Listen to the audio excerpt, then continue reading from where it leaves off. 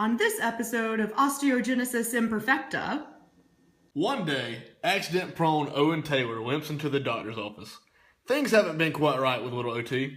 He had broken 6 bones before the age of 5. Thinking he was just clumsy, his mother realized something had to be wrong because he had broken his leg while just walking up the stairs one day. After going to see Dr. Lee, he decided to run some tests and do research. The test results came back, and it appears Owen Taylor has Osteogenesis Imperfecta. In his research, Dr. Lee uncovered Osteogenesis Imperfecta has genetic defects in structure of type 1 collagen. It is also known as brittle bones. Different types indicate different severities of it. Some symptoms include frequent fractures, muscle weakness, joint laxity, short stature, easy bruising, and excessive sweating. Then Dr. Lee discovered Owen Taylor has type 3 osteogenesis imperfecta. Type 3 is characterized by short stature, progressive bone deformities, spinal curvature, multiple fractures over a lifetime, as well as people with type 3 generally have a normal lifespan but have more complications in childhood. They also have loose joints and poor muscle development, respiratory problems, and possibly brittle teeth. Implications for OTs would be delays or weaknesses in motor skills, muscle weakness and fatigue, addressing fears, and relearning skills after injuries. Owen Taylor began seeing an OT, unintentional Salazar, in order to alleviate his symptoms of OI.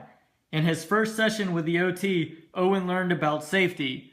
OI safety includes asking parents or caregivers or the individual their common safety practices, never pull, push, or twist a limb, avoid motions involving leverage, and providing support when necessary to avoid crumpling of limbs.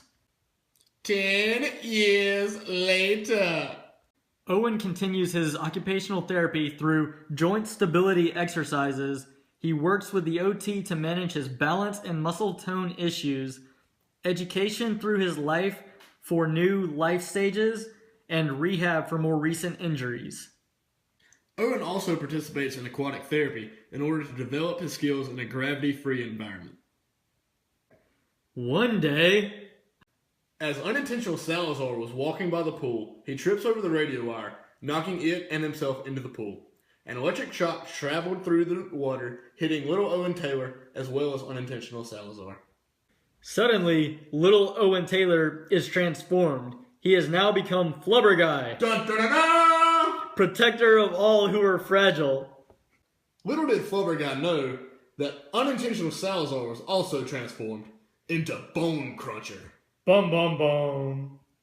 Bone Cruncher then went on a rampage, destroying the gym and all the adaptive equipment like braces, wheelchairs, orthotics, and standers, things that make it easier for those with OI.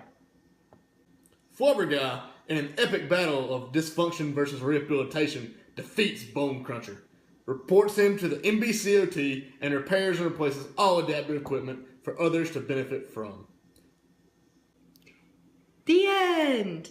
In the next adventure, see how Flubber Guy teaches future OTs to aid those with OI. He uses strategies to aid with working on motor delays and weakness, muscle weakness and fatigue, addressing fears of broken bones and trying new things, and learning skills after new injuries.